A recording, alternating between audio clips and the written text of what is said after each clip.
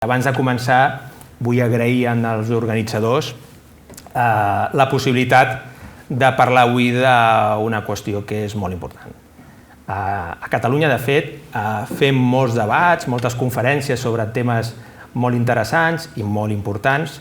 Tu has mencionat sobre model d'ensenyament o el model de sanitat públic que volem tenir. El que passa és que quan es parlen d'aquests temes no se sap si es fa des d'un punt de vista de visió d'estat o des del purament autonòmic. En canvi, al debat d'avui ningú té cap mena de dubte que estem parlant des d'una concepció i una visió d'estat. I és que aquest debat sobre política de defensa és un debat que es fa amb el llenguatge dels estats. I per tant, a mi em sembla que és molt interessant remarcar aquesta qüestió. Ja ha vingut el Quico. Cap problema. Vine. Dit això, jo vinc a defensar, a explicar-vos el model danès de política de defensa i per què em sembla a mi que és un bon model perquè s'hi fixi una Catalunya independent. En aquest sentit, sense ser extens, hi ha unes dades genèriques que són interessants. Catalunya i Dinamarca tenen una dimensió similar. Catalunya, de fet, té més habitants que Dinamarca, però Dinamarca té una potència econòmica una mica superior a la de Catalunya. I pel que fa a la inversió en defensa que fa Dinamarca, podem observar que es troba en l'1,3% del seu producte interior brut, que és una mica més del que nosaltres invertim, òbviament com a part de l'estat espanyol, en el mateix. Per tant, una primera idea que ja podem observar és que Catalunya té, per dimensió i potència econòmica, els recursos i les capacitats com té qualsevol país del nostre entorn, en aquest cas com el de Dinamarca. La inversió danesa no sempre ha estat així. Ràpidament no és el mateix el que invertia en defensa en acabat la Segona Guerra Mundial i durant la Guerra Freda. Sempre hi ha unes inversions superiors al 2% del PIB, del PIB. Això s'acaba en el 2001 amb l'atac a les Torres Bessones, que tots recordeu, i la guerra contra el terror, que inicia un replantejament d'aquestes inversions en defensa.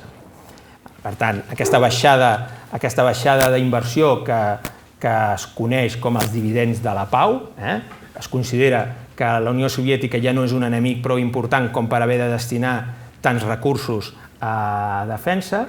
Aleshores, part d'aquests recursos es destinen a altres qüestions, però arriba un moment que aquesta descapitalització de les polítiques de defensa generen problemes. I la qüestió és que des d'aleshores es planteja, i a dia d'avui, la necessitat de ser una mica més ambiciosos en aquesta qüestió. I, de fet, coneixem com l'interès de part, sobretot, dels països que integren l'OTAN i també els que dins de l'OTAN, en especial els països europeus, d'arribar a l'objectiu OTAN del 2%. I com hem comentat abans, perquè ho tingueu present, nosaltres, si ens hi volguéssim fixar, estaríem fent una cosa equivalent al que estan fent els danesos. Per altra banda, Dinamarca pertany a l'OTAN i la Unió Europea. Es dona una particularitat, i és que Dinamarca és l'únic país de la Unió Europea que no pertany a l'Agència Europea de Defensa. Això és així perquè en el referèndum de Maastricht ells van votar que no. I en les negociacions posteriors sí que van adherir-se, però van establir una clàusula d'exclusió en aquest sentit. Però fixeu-vos la curiositat de ser soci fundador de l'OTAN, però no voler pertànyer a la qüestió específica de la defensa europea. Val a dir que ells, en el seu moment, consideraven i consideren encara que la seva pedra angular de la defensa és la seva relació amb els Estats Units i devien pensar que això ho podia complicar. Avui en dia els debats que fan a Dinamarca sobre aquesta qüestió són diferents. És estrany que si tu pertanys a una organització de països, doncs quan es reuneixen per parlar de seguretat i defensa no puguis estar en aquella habitació, no puguis ajudar a dissenyar a quins han de ser els principis sobre la defensa europea i hagis d'assumir les decisions de tercers. En aquest sentit, a mi m'interessa Catalunya, que òbviament com a part de l'estat espanyol pertany a l'OTAN i pertany a la Unió Europea, m'interessa una Catalunya amb aquest eix d'implicació amb els seus veïns. Hem de considerar que una Catalunya que es vulgui independent, que ara ja pertany a la Unió Europea i a l'OTAN, és important que es projecti com un futur soci fiable en aquest context.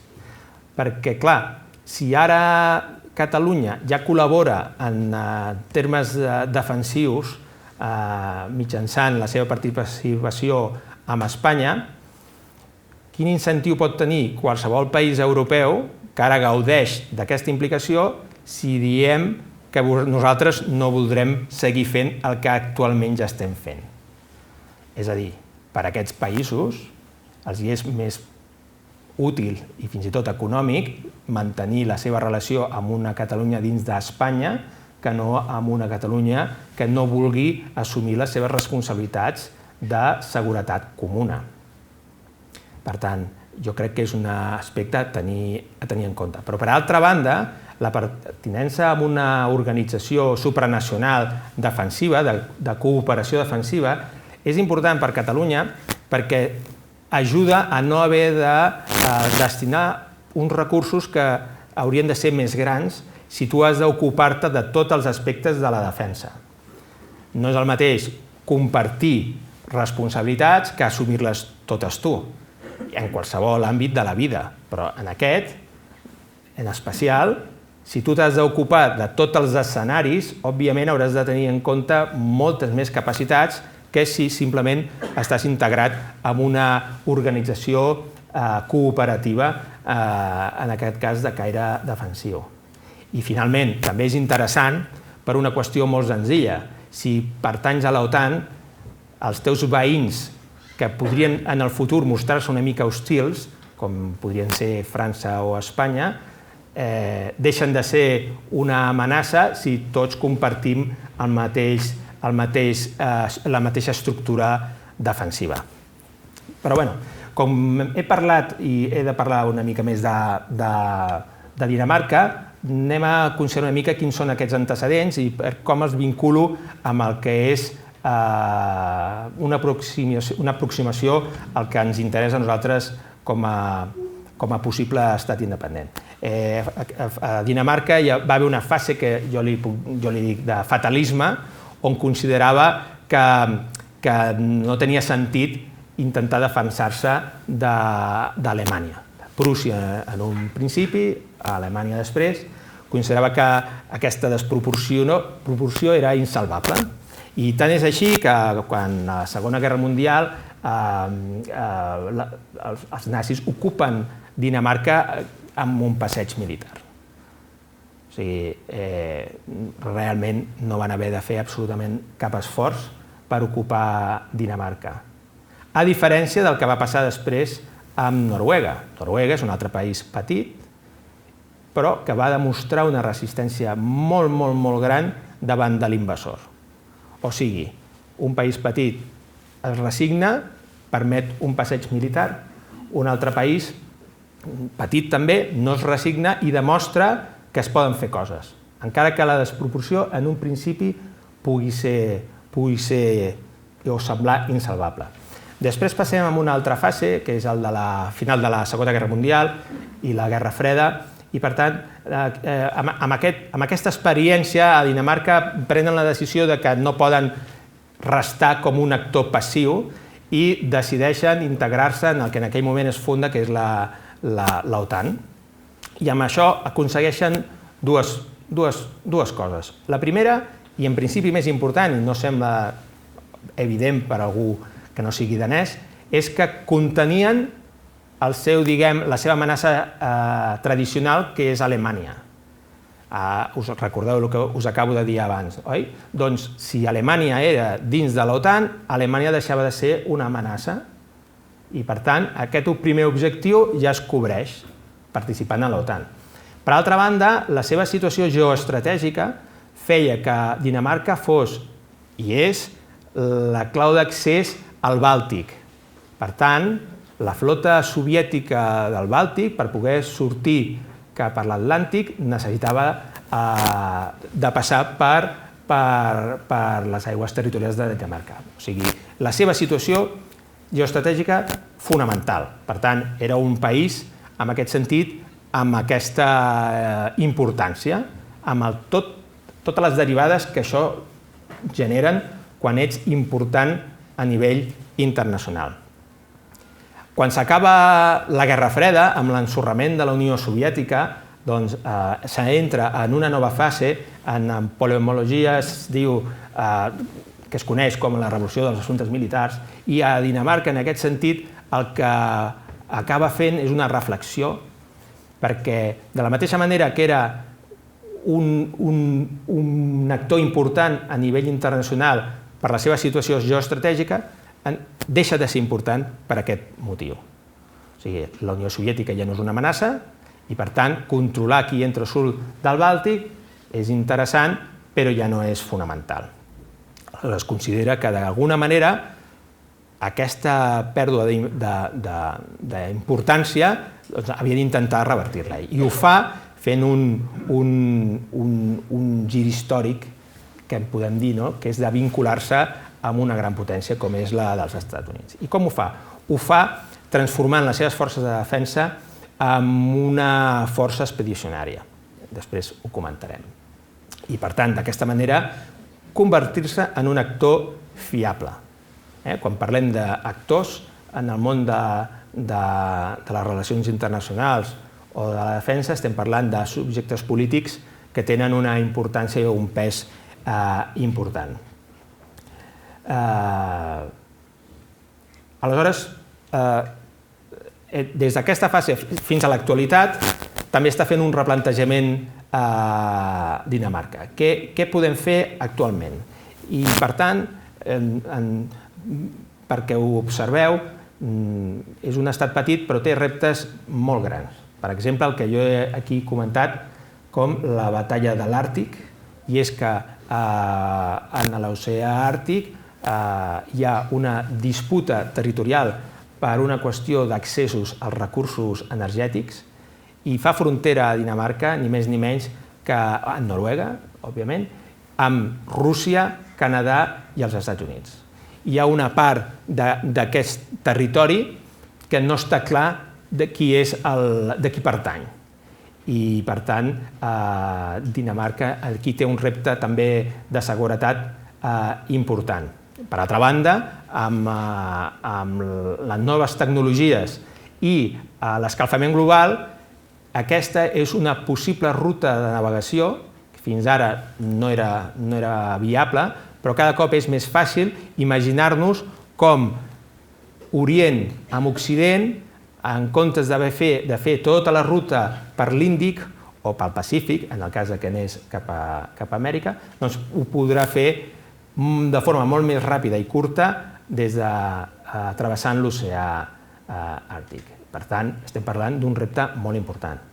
Per altra banda, també, i per això mateix, Dinamarca s'està replantejant el que us comentava fa un moment d'aquesta no participació en l'Agència Europea de Defensa. No té cap mena de sentit que, a més, un estat orientat a les missions internacionals resulta que quan Europa ha de decidir sobre això, doncs no té ni veu ni vot. I, finalment, que tot això ha d'anar lligat amb la consolidació de la cooperació militar amb els Estats Units, que per Dinamarca és fonamental. Sobre això que us he comentat de l'Àrtic, simplement perquè ho veieu, i perquè observeu i visualitzeu la dimensió del repte, estem parlant d'una àrea molt gran, O sigui, es necessitaran recursos importants i socis importants. Per tant, jo crec que la idea de països petits no tenen visions grans, crec que ho hem de començar a aparcar.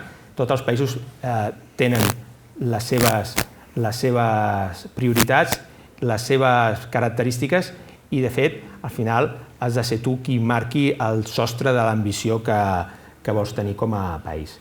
Finalment, per parlar sobre el model exactament de què estem parlant, al Forsvaret la defensa danesa es divideix en quatre branques militars, amb terra, mar, aire i la Guàrdia Nacional, en el que considerem el que és un model mixt.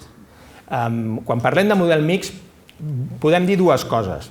Per una banda, si estem parlant d'un model que és de conscripció o professional, o per la seva funcionalitat, si és orientat a la defensa territorial en exclusiva o orientat a ser expedicionari. En aquest cas, el model danès és de conscripció. Tothom major de 18 anys, bé, no, tothom no, els homes majors de 18 anys estan obligats a fer el servei militar, les dones és voluntari, i normalment aquest servei militar en general són de 4 mesos. O sigui, estem parlant d'una cosa molt raonable. El que passa que realment, obligatòriament, hi va molt poca gent, perquè més del 90% de les places les ocupen voluntaris. O sigui, finalment, la gran majoria del poble danès col·labora voluntàriament, té una implicació amb la defensa del seu país, dels seus veïns, de les seves institucions, de forma molt activa. O sigui, aquesta vocació pública, des del punt de vista de la seguretat i la defensa, el poble danès la té molt accentuada. I quan parlem de la funcionalitat, la defensa territorial la fa amb una doctrina que en diu de la defensa total, que sona una mica fort, però és així com es diu, i que vol dir que Dinamarca posa tots els instruments humans i tècnics per la defensa de la sobirania del seu país. Que a mi em sembla un principi molt interessant, perquè és l'exercici de la independència amb majúscules. És a dir, tot el país en disposició de defensar la seva independència, la seva sobirania i la seva integritat. A nivell abstracte, però també això es transforma en la defensa de les persones. I això es fa, la defensa territorial, amb dos branques molt potents, i que són, per una banda, la Guàrdia Nacional, que és la branca més potent, més nombrosa de totes les branques militars de Dinamarca, i que està composada per voluntaris, no remunerats. És a dir, la gran majoria de danesos que actuen a les forces de defensa de Dinamarca són voluntaris. I l'interessant de la Guàrdia Nacional és que té una implantació territorial molt propera en el municipi del soldat. Per tant, és una activitat propera, una activitat reconeguda i la seva, visibilitat és gran i apreciada, perquè són els nostres nanos que estan fent maniobres en el nostre poble, en la nostra ciutat, en la nostra comarca, i que es dediquen a fer tasques importants, tant a nivell de defensa com també podríem considerar de protecció civil. És a dir, el danès és un ciutadà compromès amb unes qüestions que per ell són molt importants, tan importants que ho fa voluntàriament i sense cobrar. Sí que és veritat que l'estat danès facilita que aquelles persones voluntàries no perdin ni hores de feina ni de vacances, i compensa aquestes hores que deixa de treballar, li compensa. I per tant, ni perd la feina ni perd sou, però per fer la funció aquesta ho fa voluntàriament. I la reserva és una reserva activa. Estem parlant de professionals de les forces de defensa que passen a la reserva, però que de forma regular ells estan fent un reciclatge, estan fent instrucció, maniobra, perquè en el cas que fos necessari i fos necessària la seva activació, la podrien fer de forma ràpida i eficient. I finalment, com comentàvem, també en diem mixt perquè a part de fer això té una vocació expedicionària claríssima, les forces de defensa daneses, amb la voluntat, com hem comentat abans, de ser un actor internacional. I això ho fa sent un soci actiu i fiable de l'OTAN i dels Estats Units. Són dues coses que podrien semblar semblants, però no ho són, perquè l'OTAN té unes dinàmiques de funcionament molt clares. Òbviament, estranyament seria que no fes el que necessita també un dels seus socis principals, com és els Estats Units, però pot ser que els Estats Units tinguin interès a fer algun tipus d'actuació internacional fora de l'OTAN i, per tant, Dinamarca és un d'aquells socis que té amb qui pot comptar. I això té un pes important. O sigui, és tan important com que quan el primer ministre danès truca a la porta del president dels Estats Units, se li posa. Se li posa si truca per telèfon i li obre la porta si truca a la porta. Això, per ser un estat petit, jo crec que és important. I el que hem parlat d'aquestes branques militars, per fer tot això, què té? Doncs té un exèrcit de recursos humans modest. Tot això, tota aquesta quantitat de coses que hem comentat, no genera una mobilització de recursos humans molt potent. Estem parlant que les forces de defensa són uns 18.000 soldats, dividits entre l'exèrcit de terra, el mar i aire. Aleshores, no sembla una cosa realment forassenyada. Jo crec que des del punt de vista dels catalans, on fa molt de temps que no tenim el costum de fer el servei d'armes i fer-lo per nosaltres, no pels altres, doncs podria semblar un model que en aquest sentit fos molt raonable. I, per altra banda, aquesta força, aquesta defensa danesa, orientada a les missions internacionals, ho fa amb capacitat ofensiva. És a dir, quan parlem que té unes forces de defensa expedicionàries, vol dir que viatgen tancs, que viatgen caces de combat. No van persones amb un bloc i un boli, d'acord? Estem parlant d'elements que poden ser determinats en el terreny. I això és el que al final un país com els Estats Units o qualsevol país que està en un moment que necessita recursos d'aquest tipus és el que aprecia. Aleshores, i això ho pot fer sense una quantitat de recursos humans molt elevat. També per què? Perquè participa en programes de sistemes d'armament de primer nivell tecnològic. Dinamarca és un dels 5 països europeus que participa en la fabricació del caça de 5a generació F-35. O sigui, no només serà dels pocs països que podran comprar aquest caça, sinó que és un dels països que ha participat en el seu disseny i fabricació. Això també vol dir que empreses daneses són capdavanteres en tecnologia i en recerca. Que això després té un retorn en el món civil, que això és motiu d'un altre debat. Però tots aquests recursos destinats a recerca i tecnologia acaben revertint positivament en el propi país, entre altres coses perquè també tenen alguna fàbrica per fabricar algun component d'una arma tan important com és l'F-35. I finalment, com a conclusions molt ràpides, em quedo amb la idea de l'OTAN com a pedra angular de la defensa, gràcies a aquest article 5è que hem comentat, que l'atac a un dels socis és considerat un atac a tots. Per tant, si Catalunya fos membre de l'OTAN, tindria aquest paraigües, que significaria que si algú pensés mai en atacar a Catalunya, hauria de respondre contra tota la resta de socis, i això seria molt convenient quan estem entremig de dues potències que poden arribar a ser una mica hostils, com és França i Espanya.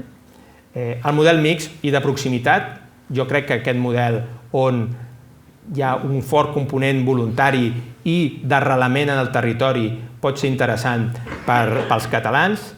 Aquesta ambició de voler ser un actor internacional, jo crec que Catalunya, per molt que siguem un estat de dimensions modestes, no hem de renunciar a ser un estat important en el món i finalment considerar que la mida no importa. El que importa és l'ambició. I Dinamarca té una ambició que la situa com a potència europea i a mi em sembla que com a referent és el que nosaltres hem de tenir. Ens hem de fixar en allò que funciona i ens hem de fixar en allò que, a part de funcionar, genera benestar en els seus ciutadans, perquè no sé si algú de vosaltres heu pogut mai gaudir d'una visita en aquest país, però Dinamarca és un país on el progrés econòmic i de benestar és obvi i evident. I això fa, entre altres coses, perquè garanteix la pau en els seus propis ciutadans. Molt bé, moltes gràcies. Doncs ara seria el torn, per no entretenir-nos més, amb l'altre model que, en principi, contraposem per poder debatre amb més profunditat. I aquest seria el model suís que ens aporta en Dani Soler. El teu torn. Ell veig que el PDF es converteix en fitxes tradicionals. Sí. Jo, malgrat que soc una mica més jove que Antoni, em sembla que soc més de la vella escola, però no passa res. Es poden autodestruir, com sí, exacte, els puc menjar. No, la veritat és que vaig participar en un acte semblant l'altre dia en el que havia d'anar a pèl i em va resultar molt útil les fitxes i ho he adoptat des d'aleshores. En primer lloc, agrair a l'organització i agrair a tots vosaltres que hagueu vingut. Quan en Jordi em va contactar a la SEM i em va proposar de fer un acte d'aquestes característiques, la seva proposta primer era fer un debat sobre si una Catalunya independent havia de tenir o no forces de defensa. Em va dir, podríeu venir vosaltres des de la SEM i portar algun grup així pacifista i tal. Li vaig dir que no, que de cap manera entraríem en un debat d'aquestes característiques, perquè, agafant el fil del que deia en Jordi i després el que ha comentat Antoni, un estat és un ens que ha de tenir polítiques que cobreixin tot l'espectre possible, tots els 360 graus del que són les polítiques d'un estat. La política sanitària, la política educativa i, evidentment, la política de defensa. Però, quan, diguéssim, el 2017 semblava que la cosa anava de debò, quan venia la gent de fora a interessar-se per què pensaven fer els catalans, no ens preguntaven per quina política educativa preveiem per una Catalunya independent, no ens preguntaven per quina política sanitària proposàvem per una Catalunya independent. Ens preguntaven dues coses: política econòmica i política de defensa. Llavors, simplement esmentar que un país, malgrat que pugui esdevenir independent per una declaració, etc., és en realitat independent quan estableix relacions diplomàtiques amb altres estats i aquests el reconeixen en un pla d'igualtat. I quan els altres estats venien a interessar-se pel que seria una Catalunya independent, doncs és això, es preguntaven economia i es preguntaven defensa. Tota la resta, diguéssim, els podia semblar bé o malament, però eren temes que en els altres estats no els afectaven. I per això posar a debat si Catalunya, o sigui, si Catalunya, essent un estat independent, ha de tenir o no una política de defensa, és una cosa que, diguéssim, hem d'apartar de la taula d'una vegada.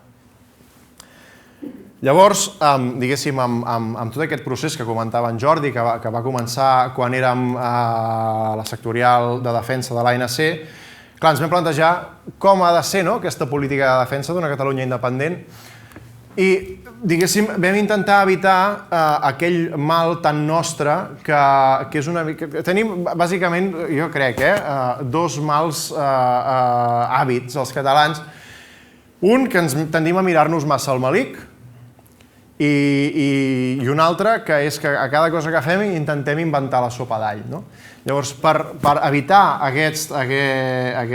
per superar, diguéssim, aquests problemes que creiem, vam dir, bé, anem a mirar què fan els altres països. I llavors, evidentment, ens vam posar a mirar quins països s'assemblaven a Catalunya, pel que fa a població, pel que fa a economia, com ha fet aquest quadre comparatiu Antoni. Evidentment, un dels models que vam estudiar era el de Dinamarca, i, entre d'altres, un dels altres models era el de Suïssa. Jo no aportaré dades, perquè al final, avui dia, tothom té un smartphone a la butxaca i pot buscar les dades fàcilment. Suïssa té una mica més de població que Catalunya, està sobre els 8 milions d'escaig, i sí que té una renda per càpita de pràcticament el doble. És molt més potent econòmica, molt més rica, diguéssim, econòmicament que Catalunya. I si entrem... Ja veureu que, més que pretendre sentar càtedra, faré algunes reflexions, algunes preguntes obertes, intentaré que participeu una mica.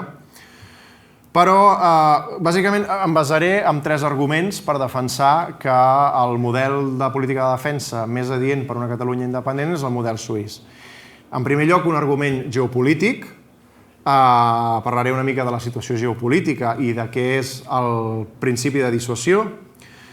Un argument històric, en el que, això, el debat constituent, pretén dibuixar o esbossar la Constitució d'un futur estat català, però miraré què teníem en la Constitució que, de fet, diguéssim, va ser derogada il·legalment, o sigui, la darrera Constitució, la de 1705, perquè les constitucions catalanes regulaven la política de defensa de Catalunya quan era un estat.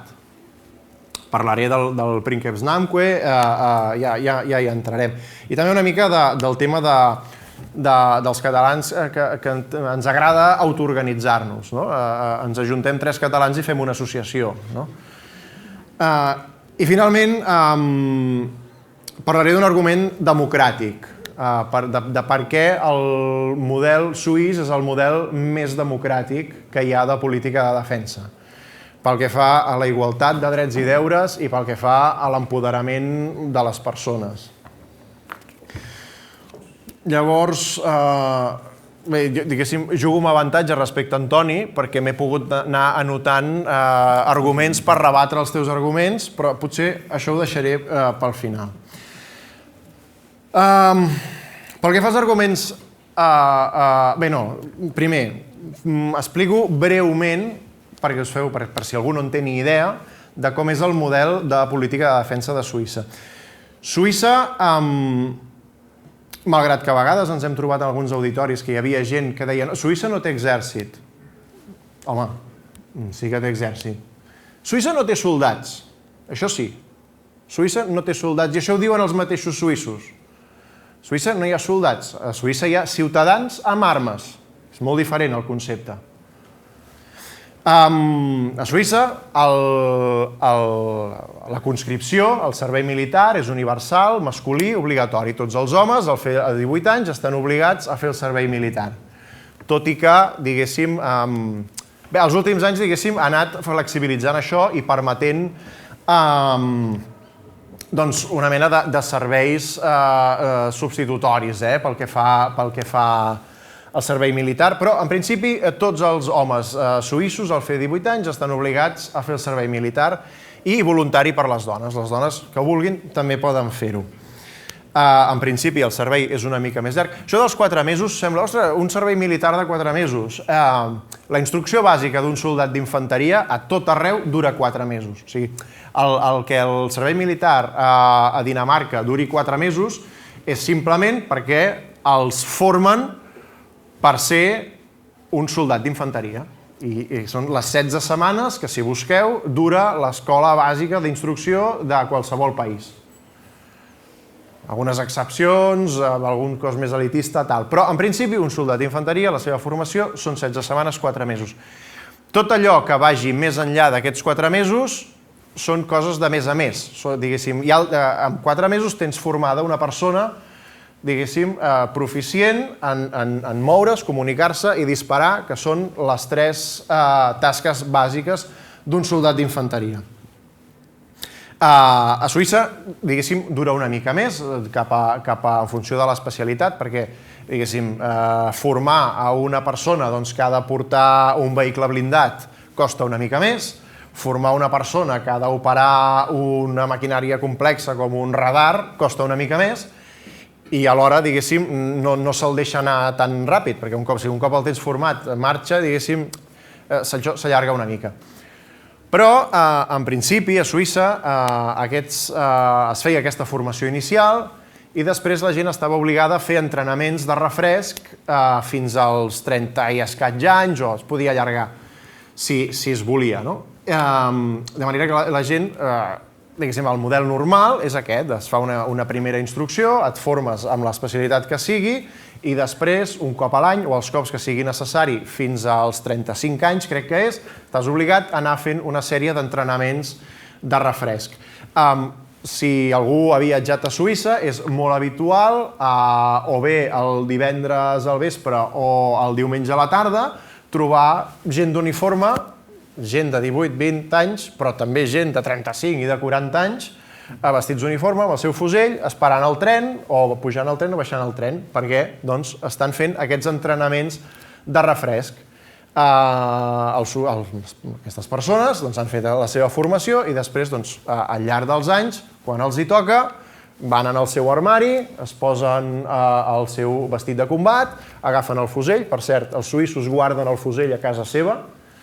Fins fa pocs anys també guardaven la munició, això sí, precintada, perquè no podies fer servir la munició oficial per fer el que volguessis,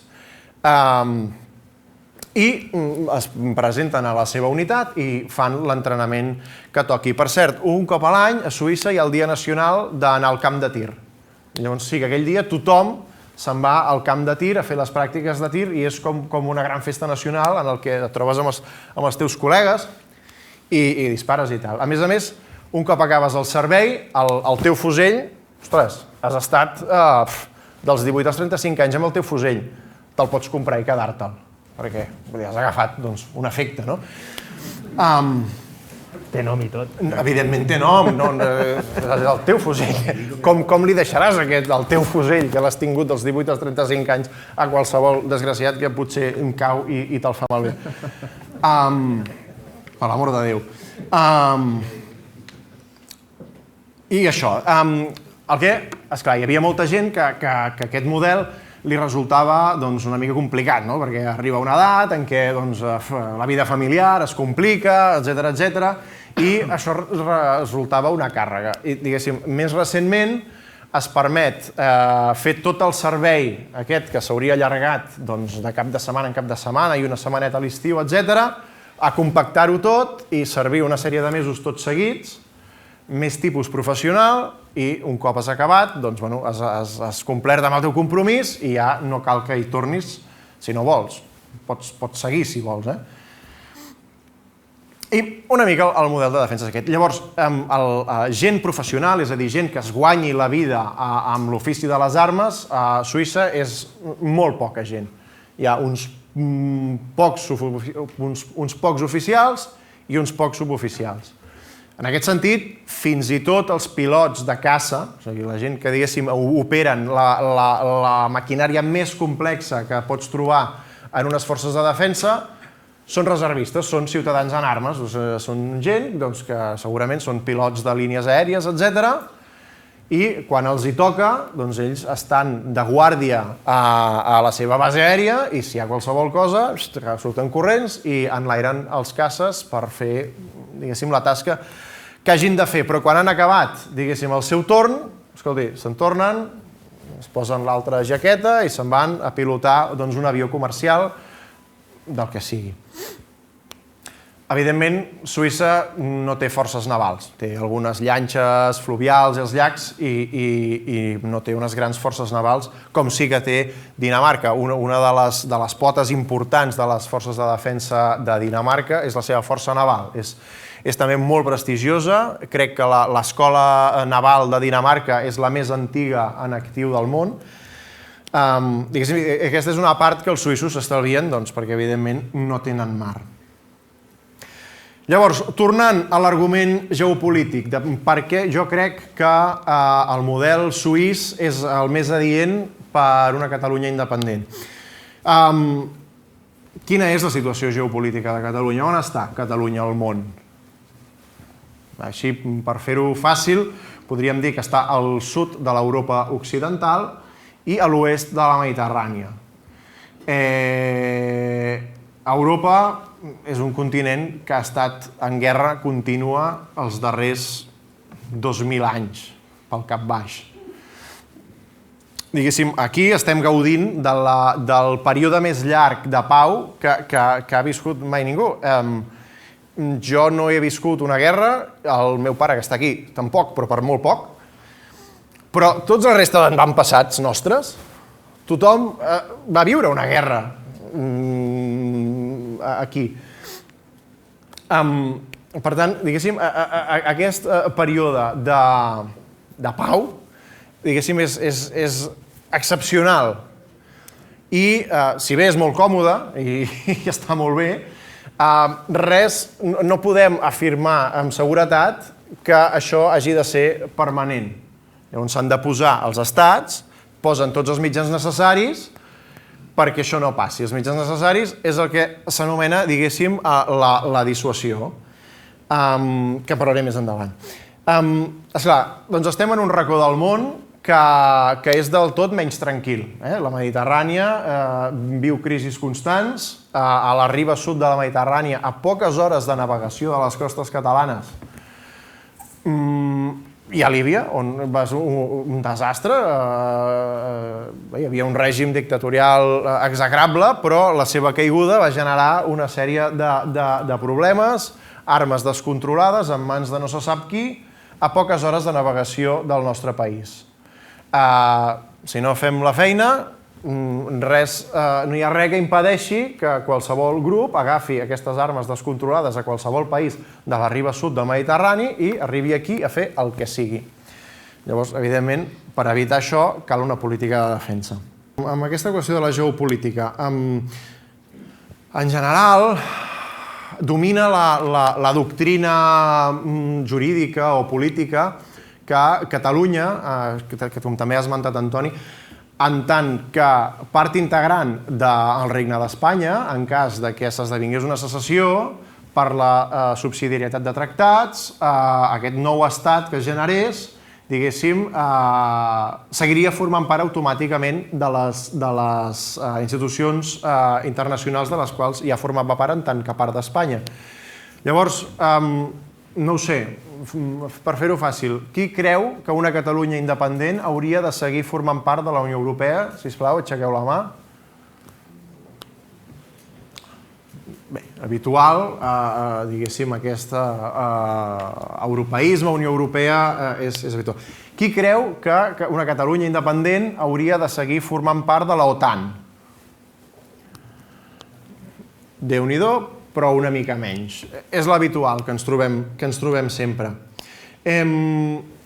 Això sí que vull esmentar, a tall d'això, que deies, Toni, que formar part de l'OTAN és com una garantia de que no hi hagi guerra, per el tractat de mútua defensa, etc.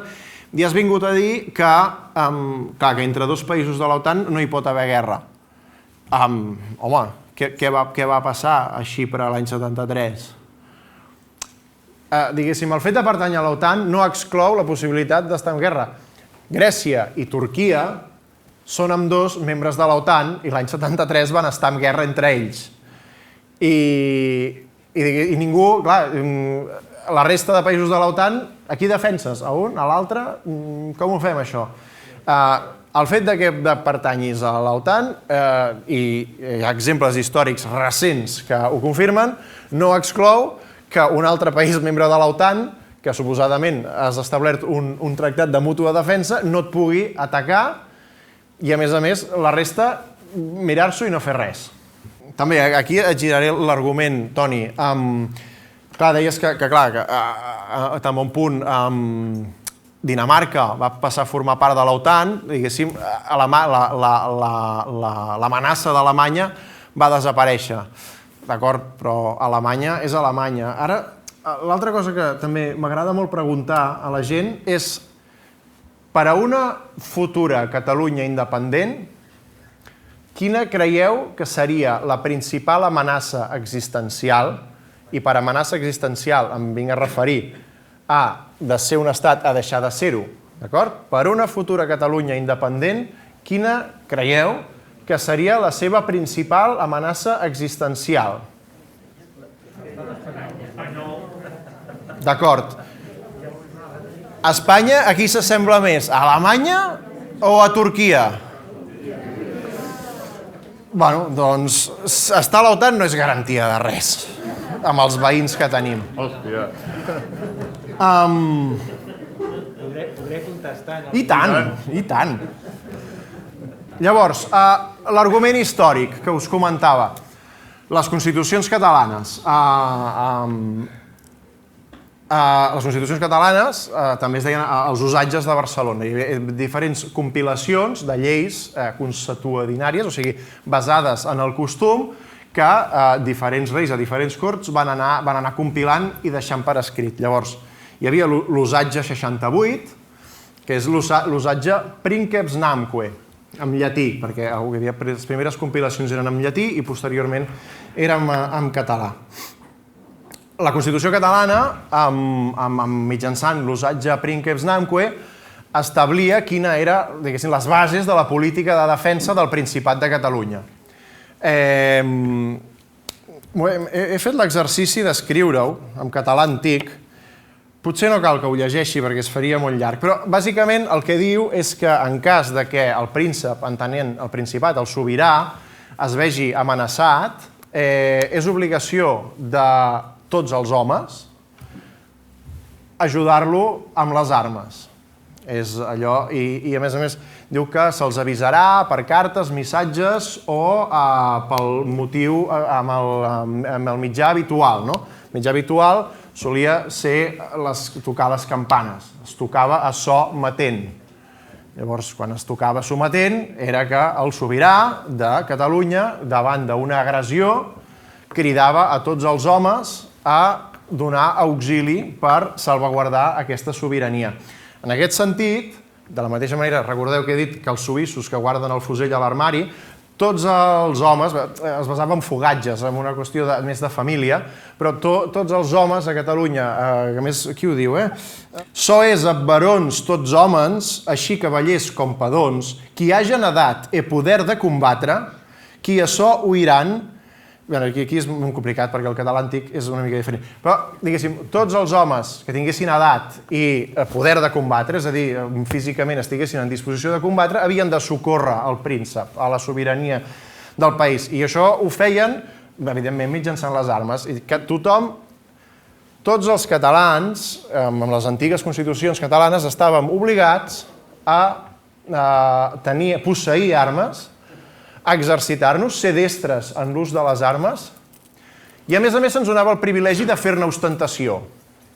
D'acord? No només les podíem tenir, sinó que a més podíem anar pel carrer amb armes. I això què volia dir? De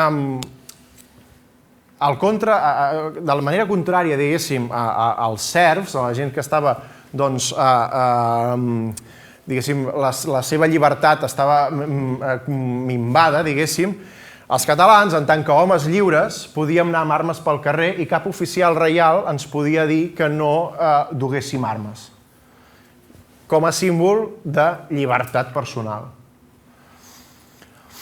I això, i estàvem obligats a tenir-la i a socórrer el rei en cas d'amenaça exterior. Quan el rei tenia aventures expedicionàries, perquè això no és una cosa dels danesos als anys 90, sinó que a l'edat mitjana els comtes reis catalans ja anaven a fer aventures expedicionàries per la Mediterrània, llavors no podien obligar a servir a l'exèrcit. Llavors se'ls havia de pagar a aquests soldats. Els catalans, si hi havia una amenaça en el nostre territori, havíem de sortir a defensar el país, però quan el rei se'n volia anar a envair qualsevol cosa, no estàvem obligats. Llavors el rei els havia de pagar. Llavors, com que el rei anava curt de diners, convocava corts per demanar diners a baró, a nobles, a ciutats, etc. Quan convocava corts per demanar diners, tots aquests, diguéssim, demanaven coses a canvi, privilegis. Aquests privilegis es convertien en lleis.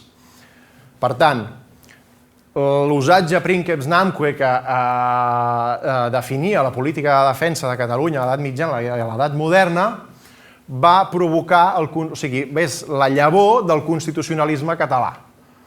Perquè quan el rei se'n anava fora a fer aventuretes, a conquerir coses, necessitava diners, convocava corts i a canvi que les ciutats, les viles, els nobles donessin diners, li reclamaven privilegis a canvi que quedaven per escrit en forma de més usatges, de més lleis. Molt bé, seguim. I el que comentava, també, diguéssim, a tall així històric de l'autoorganització. Diguéssim, crec que històricament, diguéssim, quan l'Estat era feble, diguéssim, i l'Estat era incapaç d'assegurar el compliment de les lleis, no sé si us sona gaire aquesta situació, que ens trobem en una situació en què l'Estat és incapaç de fer complir les lleis i hi ha una certa inseguretat, els catalans no vam tenir més remei que autoorganitzar-nos. Va començar amb les sagramentals al Vallès. Sagramentals era perquè es feia un jurament sagrat de defensa mútua entre defenses, entre masies i entre vilatges, i, diguéssim, es va organitzar una defensa interior, però autoorganitzada. No sé quina és la situació aquí a Sabadell, però suposo que hi ha una associació de voluntaris de protecció civil a Sabadell. Diguéssim, aquesta qüestió d'aquesta autoorganització en qüestions de defensa a Catalunya ha romàs. Si sou d'algun poble de per aquí que hi hagi bosc, segurament hi haurà una agrupació de defensa forestal, que també és una autoorganització del poble per defensar-se del foc forestal. La llavor ha quedat. O els mateixos CDRs, exemple paradigmàtic de la capacitat d'autoorganització del poble català.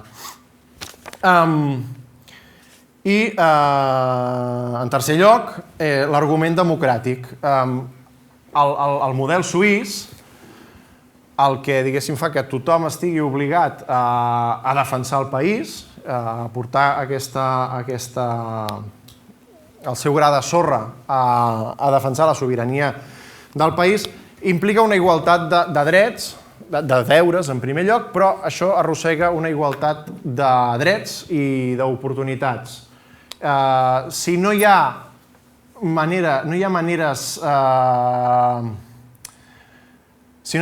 d'esquivar això, tothom, sigui quina sigui la seva posició social, acaba convergint a les forces de defensa i no tens més remei que relacionar-te amb gent amb la que d'altra manera segurament no t'hi hauries relacionat perquè no vius al mateix lloc o no has anat a la mateixa escola o no vius al mateix barri. En canvi, diguéssim, aquest model de política de defensa fa que tota la gent, sigui quina sigui la seva extracció social, acabi anant a parar allà mateix. I es donen casos, com una anècdota que ara no recordo d'on l'he tret, de que en una empresa suïssa anava algú a visitar-la o un inversor estranger, no sé què, i anaven a les oficines, parlaven amb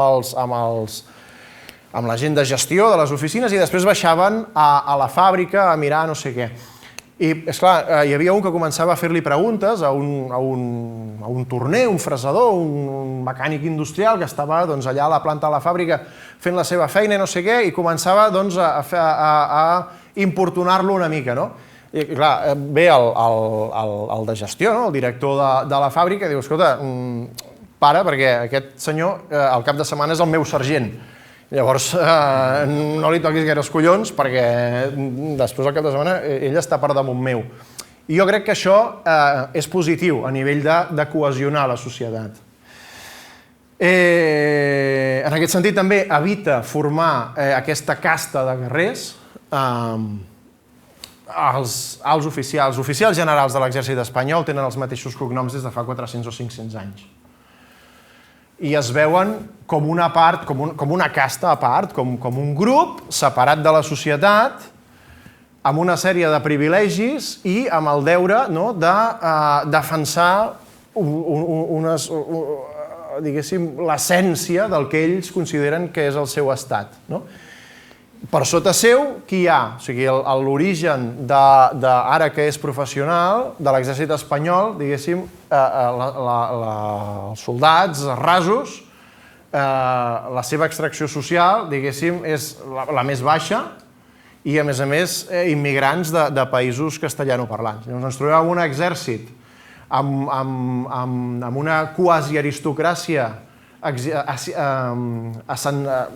que es creu defensora d'unes essències del seu estat, manant, per dir-ho malament, el lumpen. I què passa? A Catalunya no tenim ni aquesta casta gairebé nobiliària, ni tampoc tenim molt lumpen. Som un país més de classe mitjana. Llavors, on quedem nosaltres aquí? Per això és fàcil a l'estat espanyol mobilitzar l'exèrcit contra la població. Perquè hi ha una gent que diguéssim, aquest gruix de classe mitjana el veu lluny i hi ha aquest altre. I el fet que hi hagi un model suís, que entenem-nos no és el model de mili obligatori espanyol, doncs és un model que aglutina i barreja totes les capes diferents de la societat.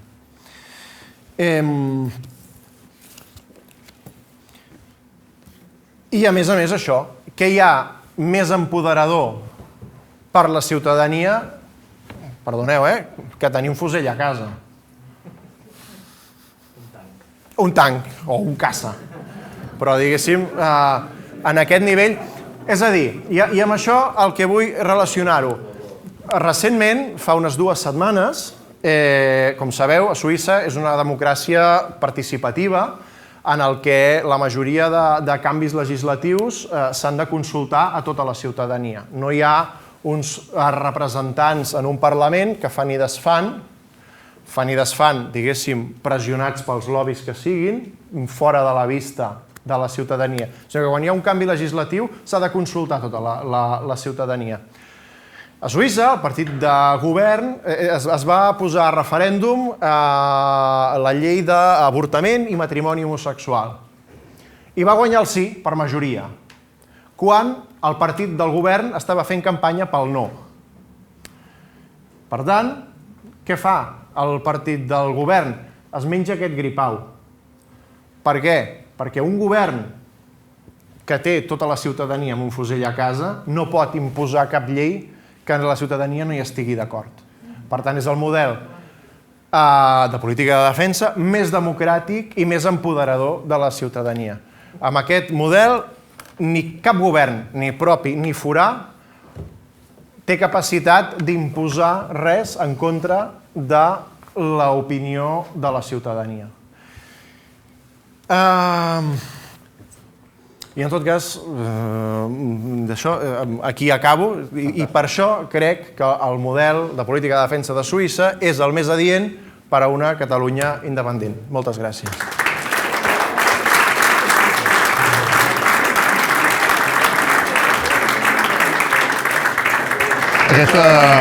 Aquesta explicació del model suís m'ha recordat un eslògan de finals dels 80 que deien poble armat, poble respectat. De certa manera, bé, s'han obert moltes qüestions i com que el temps també se'ns ajusta, però sí que m'agradaria centrar 3 preguntetes curtetes i al peu. D'entrada, aquesta resposta... Ah, perdoneu, pensava que funcionava aquest. No, aquest és només per l'enregistrament. D'acord, fantàstic. D'entrada, a mi m'agradaria una mica aquest teva i meva, d'acord, sobre Espanya-Turquia i aquesta implicació que podria tenir l'OTAN, si és ben bé o no aquesta garantia que pugui existir. I d'entrada els faig una pregunta a tots dos. Quin seria el model també d'intel·ligència de cadascun d'aquests dos exemples i si serien aplicables també al cas català a la vista d'aquesta situació geoestratègica que té Catalunya. I per altra banda, com parleu tots dos, també aquesta voluntat expedicionària que podrien tenir aquests dos exèrcits, sí caldria que Catalunya s'hauria de plantejar, que no ho he acabat de copsar si ho tenia bé Dinamarca o Suïssa tampoc, algun tipus d'especialització. S'havia parlat, és a dir, algun tipus d'especialització expedicionària, és a dir, tenir unes forces, per exemple, molt especialitzades o escamots o columnes molt especialitzades, per exemple, en muntanya o en protecció naval o qualsevol altra branca. M'agradaria saber la vostra opinió d'això, quins són aquests dos models, com s'exposen. Però sobretot, la primera pregunta em té molt intrigat. Toni. A veure, has fet una mica de trampa, Daniel, amb això de Turquia i Grècia, perquè van entrar en guerra o es van enfrontar a Xipre. És a dir, no hi ha l'OTAN, encara no s'ha donat el cas que un país membre ha estat invaït i els altres països no l'han anat a socórrer. Per tant, jo crec que no és equiparable això, aquest cas de Xipre, amb una possible invasió espanyola o francesa a Catalunya, sent Catalunya membre de l'OTAN. També he de dir que és un dubte raonable pensar si Espanya seria capaç de fer una cosa així, que la posaria en un compromís diplomàtic molt fort. És un dubte, però no hi ha cap mena de dubte que si Catalunya no fos o no estigués sota el paraigua de l'OTAN, aquest risc seria molt més present. És a dir, podem dubtar de si Espanya podria arribar a fer això sent Catalunya un estat dins de l'OTAN. No dubtem gens que si Catalunya no té aquest paraigua estarà a disposició d'Espanya quan vulgui, sense cap mena de límit. Per tant, dins dels dos escenaris, per mi em sembla més convenient tenir aquest paraigua diplomàtic i defensiu. Això la primera. Per altra banda, Espanya no és Turquia, ni Alemanya. Per tant, una Catalunya que ja sigui un estat independent, que sigui membre de l'OTAN i que per tant tingui una política de defensa, jo sóc optimista, jo crec que és capaç de dissuadir amb prou capacitat per desincentivar que ningú vulgui fer mal a l'estat català.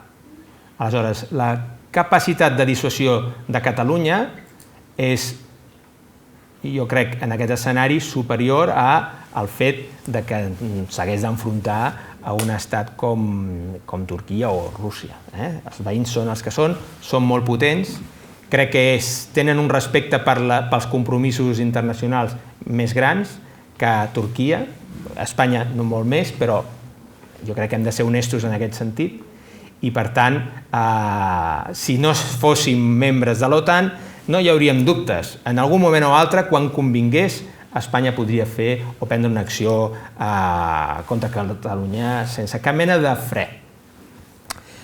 Els que ens hi poséssim nosaltres. Clar, ja ho he comentat.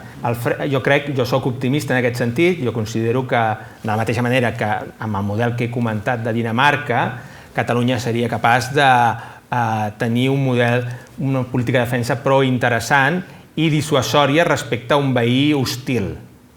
Però aquí la idea que estàvem debatent en aquesta pregunta és sobre si l'OTAN ens serviria de paraigua o no. Jo crec que sí. Estic segur que sense aquest paraigua sí que tindríem problemes. I per tant, a mi crec que la diferència és important, sobretot quan estem parlant de les vides de les persones. Jo crec que és millor no córrer el risc de no estar salvaguardat en aquest sentit. No sé si vols que ja entrem a les altres preguntes o vols acabar de... No, seguim amb aquesta. Molt bé. M'agrada que em donin la raó. Jo vull ser optimista amb aquesta qüestió, el que passa és que no ho aconsegueixo. Tens tot el dret, jo crec que ningú, no hem de ser ingenus tampoc, o sigui, al final la història també hi és i també hem d'aprendre. I el que passa és que no ens hem de quedar atrapats en dinàmiques antigues i, per tant, hem de fugir del fatalisme, com vam ser capaços els danesos de fugir. D'acord. La veritat és que en aquest sentit, i a dins de la SEM, hi ha hagut una discussió i diguéssim, el pensament ha evolucionat. Jo fins al darrer trimestre del 2017 pensava com tu. D'aleshores ençà he canviat d'idea. Al final no he parlat del principi de dissuasió, és molt senzill. El principi de dissuasió es basa en el fet de tenir prou forces perquè si un enemic potencial es planteja d'atacar-te, les conseqüències d'aquest atac siguin pitjors per ell que els beneficis que obtindria d'aquest atac. D'acord? Esclar, aquí jo no he entrat en xifres, però el model suís, o sigui, a Dinamarca, el model danès, hi havia uns 50.000 efectius de la Guàrdia Nacional. En total eren uns 80 i escaig mil efectius, amb tot el suport tecnològic, etc. Que està molt bé. Si estàs en un entorn geopolític segur i estable, és a dir, no creus que els teus veïns poden tenir la intenció d'atacar-te. Suïssa no considera que els seus veïns tinguin la intenció d'atacar-los. El que passa és que, o sigui, des de les guerres napoleòniques, els dos únics països a Europa que no han estat en guerra, és a dir, els últims 200 anys, són Suècia i Suïssa, no? I els dos, diguéssim, han optat per una política de neutralitat armada. Llavors, a cap d'aquests dos països, sobretot en les guerres mundials, s'han vist arrossegats per aquest conflicte i s'ha respectat la seva neutralitat. S'ha respectat perquè l'han fet respectar. Però, per exemple, si anem a parlar... O sigui, el model danès té uns 80.000 efectius, una mica menys de 100.000 efectius, d'acord? Per arrodonir. Suïssa creu, diguéssim, i sap, perquè ha fet exercicis al respecte, pot mobilitzar 1,5 milió de persones en 24 hores. Dissuadeix, jo crec que dissuadeix més a un veí amb ganes de gresca d'atacar-te a 1,5 milió de ciutadans armats que 83.000 soldats. En aquest sentit de dissuasió. I insisteixo, no penso que el fet que dos estats pertanyin a l'OTAN, és a dir, és això, no? Quan es decideix una política i al final, com bé saps, Clausewitz deia, la guerra no és res més que la continuació de la política per altres mitjans, quan un país es planteja si continuar la política per aquests altres mitjans que són la guerra, quin cost té i quin benefici en pot obtenir. El cost, penseu, el cost per a Espanya d'una possible expulsió de la Unió Europea, una possible expulsió de la OTAN, versus 18.000 milions d'euros a l'any. Llavors, clar, quan aquestes dues coses es posen a la balança, diguéssim, Espanya tal com la coneixem pot sobreviure, ser expulsada de l'OTAN. Espanya, tal com la coneixem, difícilment pot sobreviure sense aquests 18.000 milions d'euros a l'any que aportem els catalans. Per tant, cost-benefici, jo crec que el fet de pertànyer a la OTAN, als dos estats, no és dissuasió suficient per una possible agressió d'Espanya. I m'agradaria ser més optimista, però no puc, no me'n surto. Sí, però si no t'entenc malament, si no som membres de l'OTAN, hem de tenir 1 milió de soldats. I a mi no em sembla realista, això. És a dir, jo crec, perquè primer, el nostre, diguem, enemic potencial, que ens estarà observant, no permetrà que arribem a aquest punt de no retorn. És a dir, mentre no estiguem dins de l'OTAN, Espanya, o qui sigui, considerar que no li convé que Catalunya arribi a tenir 1 milió de soldats.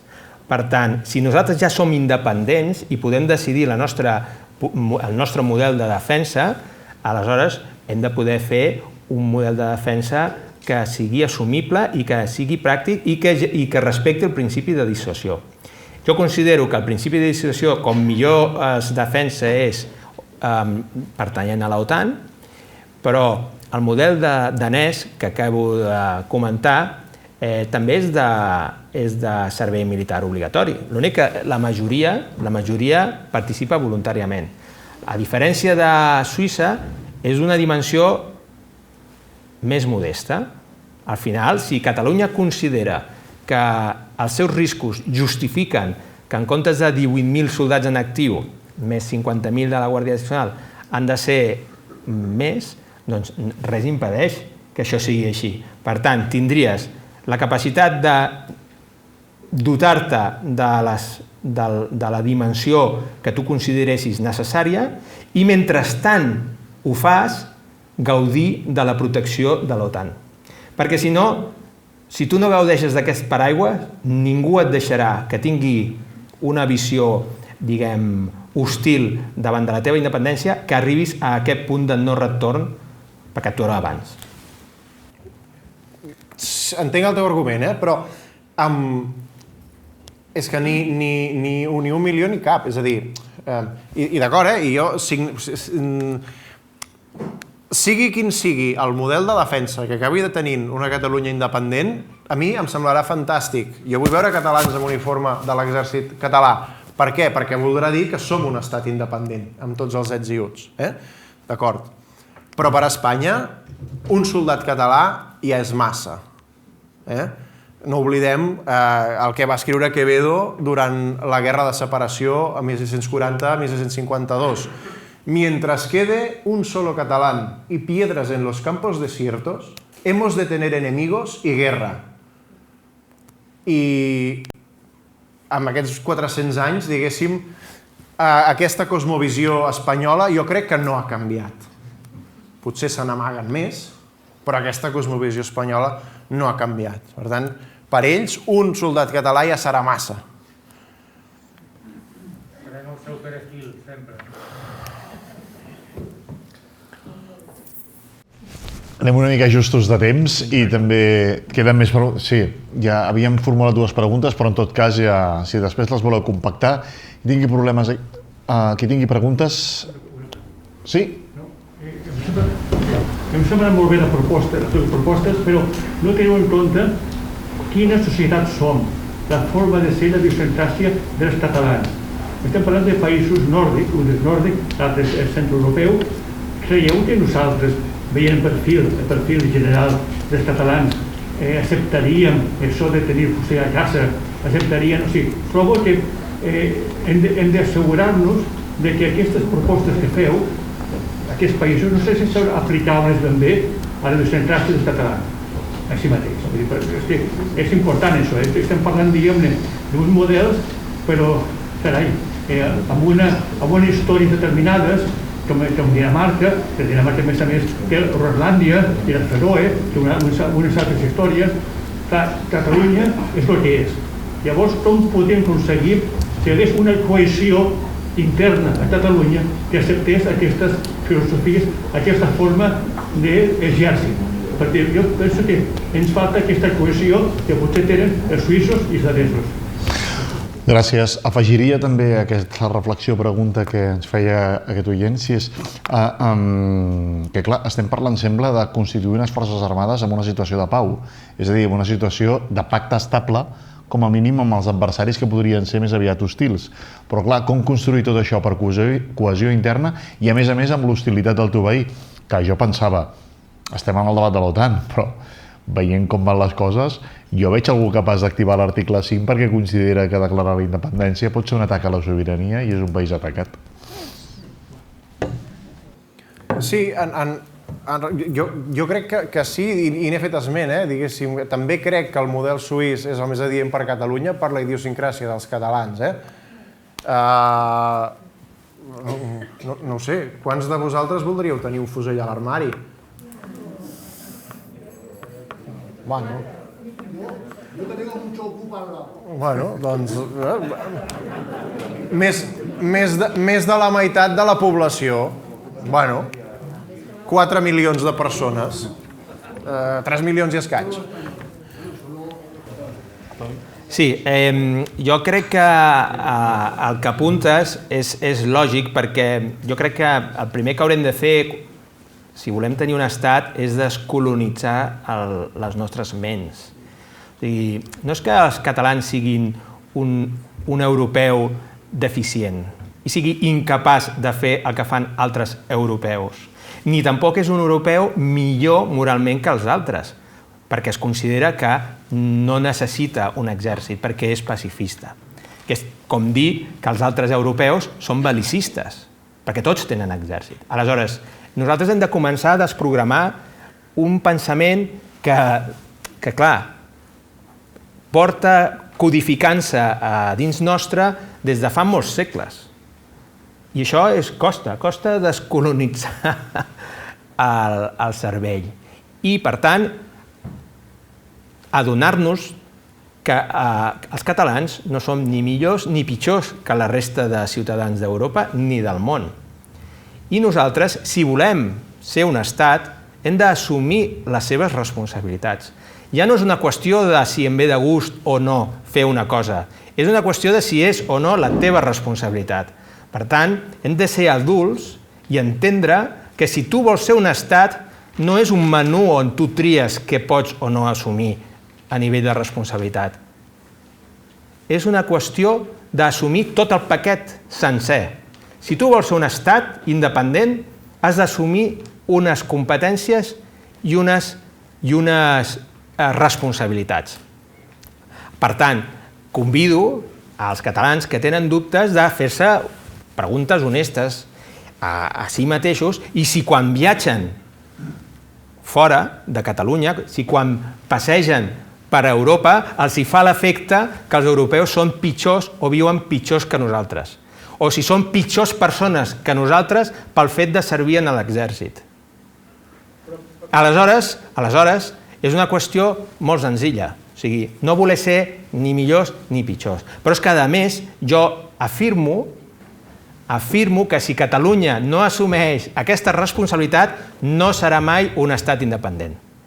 Perquè cap dels països del nostre entorn acceptarà un país veí nou insolidari. Si ja té Espanya que està assumint aquestes responsabilitats, per què ha d'entrar en conflicte diplomàtic amb Espanya per una colla de ciutadans que només volen fer segons el que els hi convé? No. Els catalans hem de començar a ser adults a l'hora de plantejar-nos la visió del món. I, per tant, si volem incentivar que algú ens reconegui, el que no li podem anar dient en aquest estat és que, escolta, hauràs de posar més diners perquè el que jo fins ara he estat aportant ja no ho vull fer. Hauràs de posar més soldats tu perquè els que jo aporto no els aportaré. Aleshores, aquests estats diran, però saps què? No m'ho expliquis més. Em quedo amb el amic espanyol que no tindré un conflicte diplomàtic amb ell i a sobre posa tot el que ha de posar en l'estructura de seguretat comuna, que és un tema que és molt important. Els catalans sobre això no en parlem prou. Aquest és un debat inèdit, gairebé, i és una anomalia que, sent que Catalunya vol ser independent, no parli de coses importants, no parli el llenguatge dels estats. Aleshores, jo crec que aquí hem de començar a entendre que si tu vols ser un estat, ja no és tan important el que et ve o no de gust, sinó has d'assumir quines són les teves responsabilitats i aleshores decidir quina manera d'afrontar-les i que entrin i no entrin en confrontació amb els interessos dels nostres veïns, perquè si no el que passarà és que simplement no ens donaran cap mena de suport, que no és fàcil que ens donin suport, però és que si els hi posem fàcil per rebutjar-nos, aleshores ja ens podem acomiadar. Ens queden 13 minutets. Farem una cosa, agruparem les preguntes i així més o menys les podrem respondre. El senyor de la camisa blava, que m'havia demanat la paraula. Nosaltres crec que sempre tindrem un problema de demografia respecte als dos grans estats que ens han fet la punyeta durant tota la història de Catalunya, que són Espanya i França. Per tant, jo crec que el nostre model haurà de tenir molta gent per defensar-nos, per tant, en aquest aspecte m'inclino més pel model suís, però al mateix temps m'agradaria que féssiu dos pinzellades sobre el model d'Israel. Jo crec que nosaltres som els israelites d'Europa i per tant hem de tenir la capacitat dissuasiva, tecnològica. Jo faria un mix entre les dues coses que heu explicat, perquè hem de tenir capacitat tecnològica per dissuadir l'estat espanyol, que sempre anirà en contra, i en canvi i també massa perquè demogràficament som molt inferiors. Molt bé. L'altra pregunta tenia aquell senyor de la mascareta negra, sí? Sí, a veure, jo el que penso és que el model danès és el que toca. De fet, m'ha agradat molt l'exposició, però crec que ha estat un resum massa curt, per dir-ho d'alguna manera, mesclant molts conceptes. O sigui, de fet, fins l'entrada del dret humà, el 1197, l'ajuda mútua era descontrolada, per dir-ho d'alguna manera.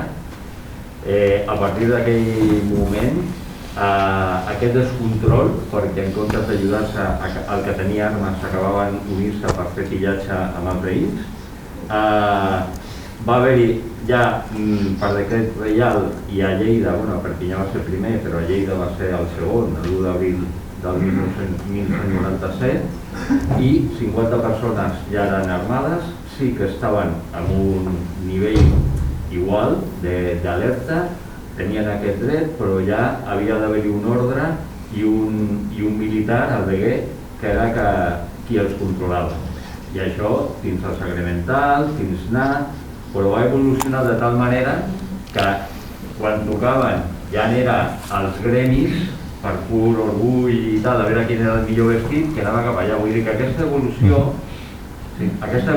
que esteu mencionant, aquesta evolució ha quedat molt resumida i no és una explicació ni un fonament, i jo crec que la modernitat i l'equilibri d'aquesta modernitat del model danès no hi ha color. Tinc una altra pregunta aquí i vostè després. Jo crec que la discussió no és si hem de tenir o no exèrcit, està clar que algun tipus d'exèrcit hem de tenir. També es parla d'un tipus d'exèrcit dissuasiu, perquè aquí són quatre gats i tampoc podem tenir un exèrcit que pugui fer por a ningú, però en canvi sí que podem tenir un exèrcit dissuasiu que actuï abans que podria ser una possibilitat.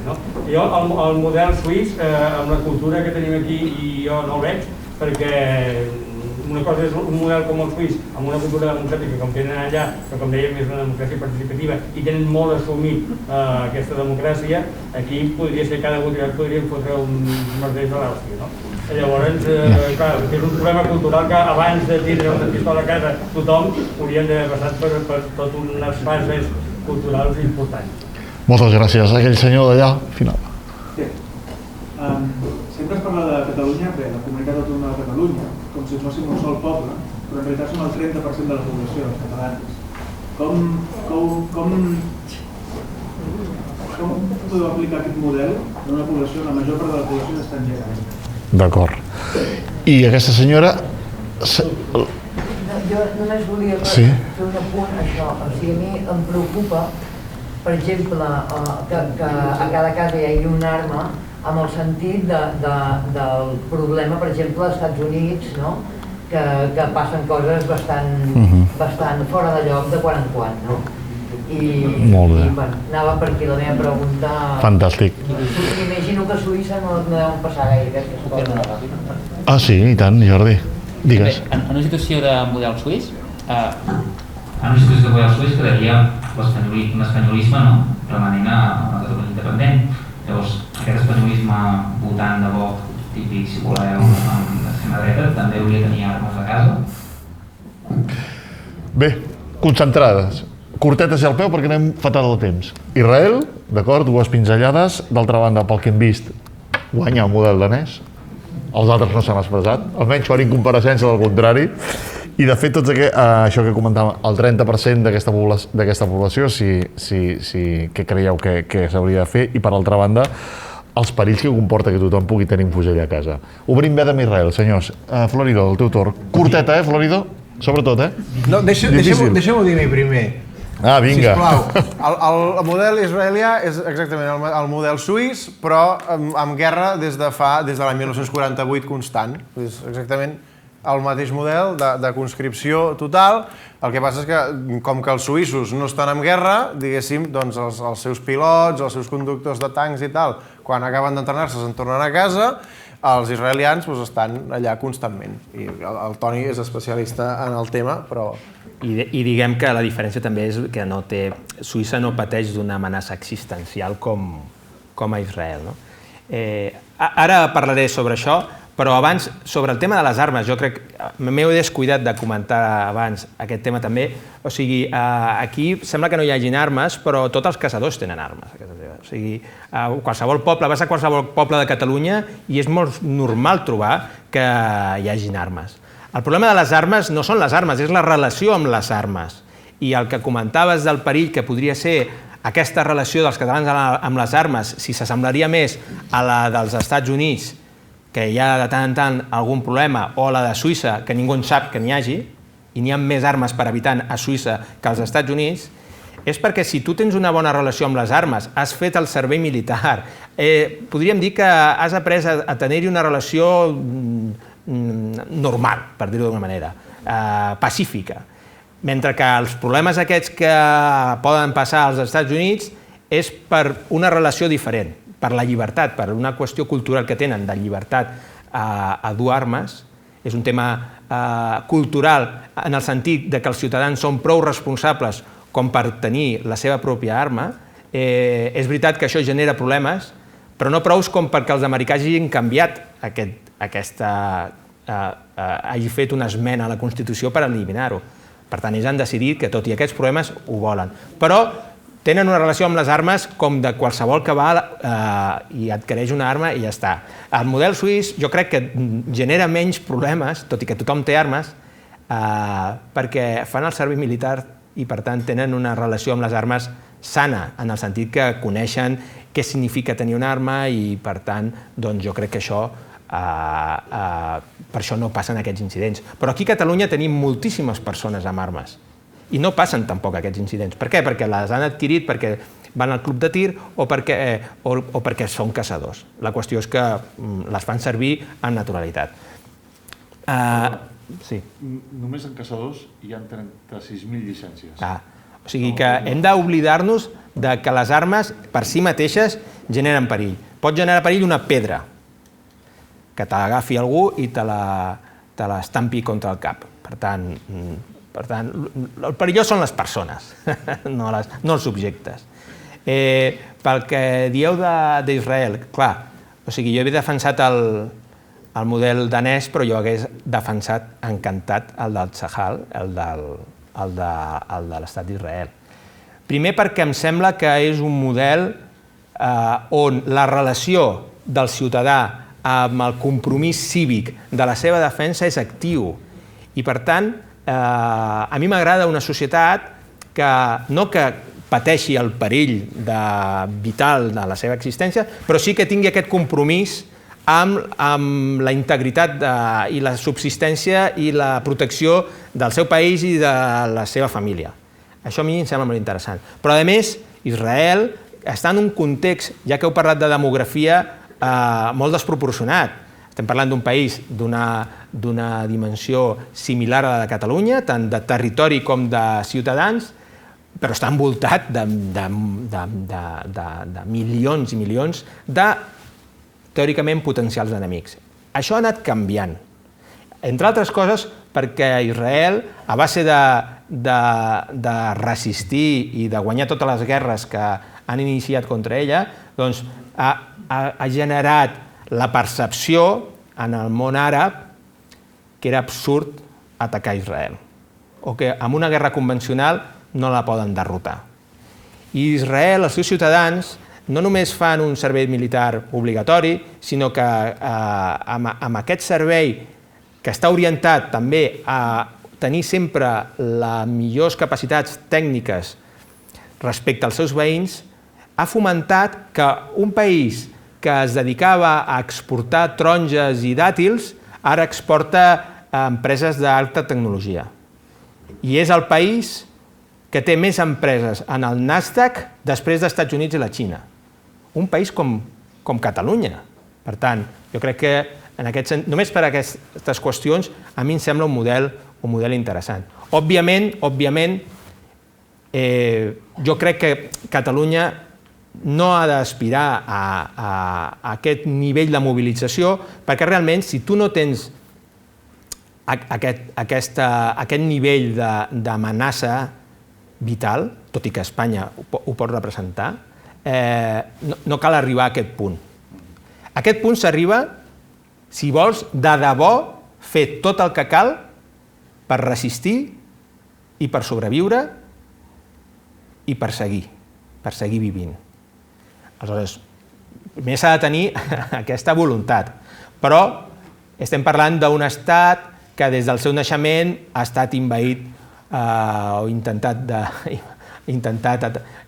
ser envaït constantment per diferents exèrcits que els superaven en nombre i en capacitats.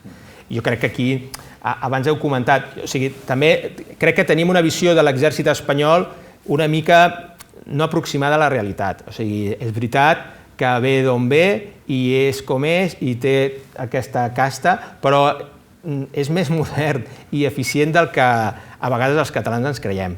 I per tant, doncs bé, considero que s'hi pot fer front d'una altra manera i crec que hem d'aspirar també a un context de viure amb més pau i amb més tranquil·litat i amb més acords amb els nostres veïns, inclòs amb el veí espanyol.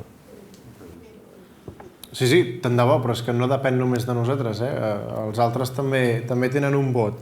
No, en aquest sentit, d'acord, ni tu ni jo, Israel, i anem a fer una cervesa. D'això, Israel, ja ho hem comentat. Ostres, aquest problema cultural que veieu respecte als catalans, bueno, anem a l'altra, a la qüestió demogràfica. Bé, no sé, en fi, no sé, aquí, diguéssim, entraríem a debatre la definició de qui és, d'acord, entraríem a debatre la definició d'aquesta ciutadania d'una república. És un tema pelut i és un tema escabrós i és un tema que els bàltics han resolt d'una manera una mica eficient, una mica tramposa, però eficient.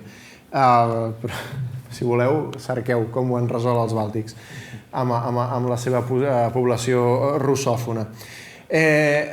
La qüestió aquesta ostres, és que els catalans, és que clar, això no va amb nosaltres, tal, no sé.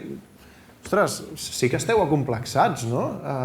Us veieu molt incapaços de defensar-vos per vosaltres mateixos. No ho sé, jo crec que el canvi cultural que demana fins i tot el fet d'aconseguir assolir la independència comença per creure més en nosaltres, amb les nostres capacitats. Res, és que en aquest sentit estic completament d'acord amb Antoni. Som normals.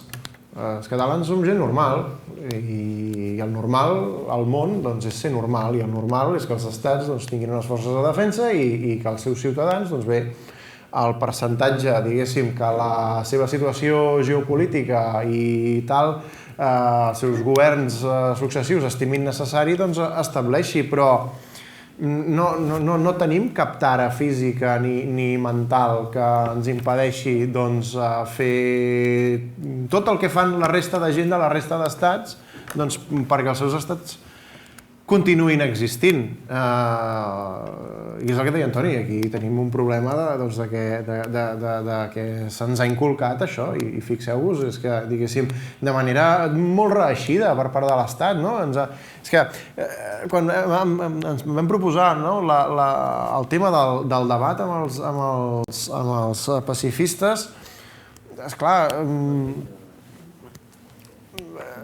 diguéssim, a tots aquests grups pacifistes, etc. És a dir, en aquest sentit, la SEM viu exclusivament de les aportacions dels seus socis. No rebem ni un euro de subvenció, no rebem ni un euro públic, perquè no el demanem i perquè no el volem, perquè volem, diguéssim, tenir aquesta llibertat. Si entreu a qualsevol d'aquests grups pacifistes que hi ha a think tanks, a les universitats, etc., aneu a mirar qui els finança. Aneu a mirar, els financen els espanyols, en bona part, reben molt... Com comissiones obreras i UGT. Doncs això, diguéssim, per moltes vies l'Estat posa tots els recursos necessaris per desarmar-nos en tots els nivells, començant pel nivell mental, però en aquest sentit, a nivell nostre mental, sí que tenim la capacitat per revertir-ho, això. Hem de creure en nosaltres, hem de creure que som capaços de fer el que fa la gent normal dels països normals del món. Molt bé. Doncs, escolteu, moltíssimes gràcies a tots, Jordi, per organitzar aquest debat, que, com s'ha dit aquí, absolutament inèdit. I, per altra banda, això que estem dient de descolonitzar el cervell, a vegades les oportunitats històriques ens ensenyen moltes coses. Ben aviat, us dic una exclusiva, que no és tal, sí, és una exclusiva, Josep Maria Soler i Sabater i en Joan Penyarroia, tots dos catedràtics d'història contemporània, han realitzat un estudi profundíssim que sortirà publicat d'aquí uns 20 dies i el mantenen en màxim secret, que és com es va constituir l'Escola Militar de Catalunya al 36. És un estudi apassionant i es pot constatar coses com ara, de quina facilitat va tenir Catalunya per muntar una escola d'oficials i suboficials, que després els anarquistes i tal, sempre, ja al final acaben embolicant la troca. Però a vegades jo no voldria obviar que l'aeroport Josep Tarradellas, que Pedro Sánchez va voler batejar, obvia possiblement que és una de les persones que més va creure en una política de defensa, que si hagués pogut, fins i tot, si hagués tingut escó, us asseguro jo que hagués fet armes nuclears, perquè a Orís i a Planoles va muntar fàbriques d'armes químiques, fins i tot. Vull dir, no ens oblidem d'aquestes coses, vull dir que portem un aeroport del creador de la gran indústria militar catalana moderna. I, per altra banda, vull agrair molt a Daniel Soler i a Toni Floridó perquè han vingut aquí amb aquest debat inèdit, convidats per en Guillem, que ha tingut aquesta magnífica idea, i han posat en pràctica un verb molt nostrat, que és enraonar, parlar en raons, i a més d'una qüestió que semblava tabú en el debat sobiranista i en el debat independentista, en el debat polític i fins i tot en el debat social, més enllà de la creació o no, o si hi ha un moviment independentista o no. Parlar de defensa, del compromís ciutadà amb la defensa, de la sobirania, des d'un punt de vista del que representa la Constitució de qualsevol estat, que és tenir el monopoli de la força i el control del territori. Moltíssimes gràcies a tots dos i a tots vostès per participar-hi.